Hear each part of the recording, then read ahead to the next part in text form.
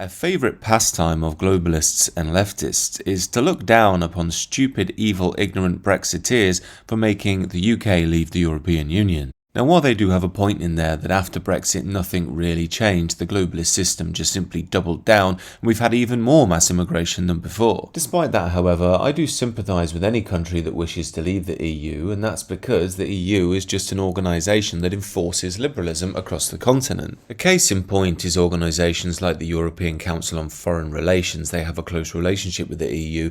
They've done a new report called Welcome to Barbie Land. They call it Barbie Land because the movie about Barbie apparently showed her realising that Barbie Land isn't a utopia, just like Europe apparently. Nothing too crazy there, but as soon as you scratch beneath the surface, the woke insanity comes out. Apparently, Europe isn't a utopia because it's too white, too Western, and too boomer. Essentially, the European Council on Foreign Relations believe the problem with Europe is it's got too many Europeans in it. And in a stunning display of not being able to see their own hypocrisy, they state non-white and Muslim Europeans have had a particularly difficult year, with many experiencing a feeling of alienation because of their ethnicity or religion. I mean, it's hard to believe this madness sometimes. They're complaining about the alienation of non-whites and Muslims while telling Europeans that they don't belong in Europe. Or I suppose they will tolerate white Europeans as long as they're leftists and are pro the woke multicultural liberal agenda. They continue this madness by stating we need to move towards a civic understanding of what it means to be European rather than an ethnic one. While this is full of the typical marketing spin about inclusion and tolerance and equality,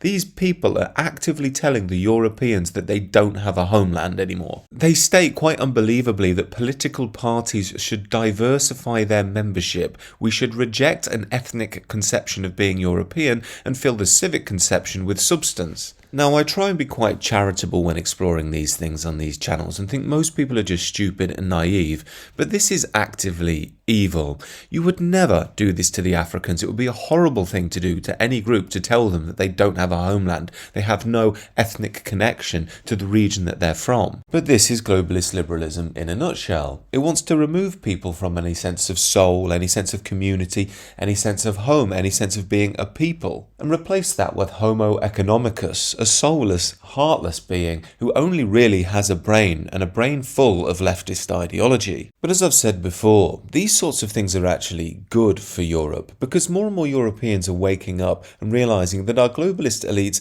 are not kind-hearted, tolerant people. Yes, we can be sympathetic to some naive youngsters who still buy into the brainwashing, but a lot of them at the very top are behaving in a very evil way. They expect us not to notice academics like this in Europe from somewhere in the Muslim world who's gloating on Twitter, calling us colonisers and how she's going to reverse colonisers and destroy the West. I think people across the continent are getting very tired of this. We are not evil and monstrous simply for loving our homeland. That's completely natural, completely normal, and any other group in the world is allowed that privilege. Anyway, these are just some of my thoughts. Do let me know what you think about this madness down below, and do consider subscribing to the channel.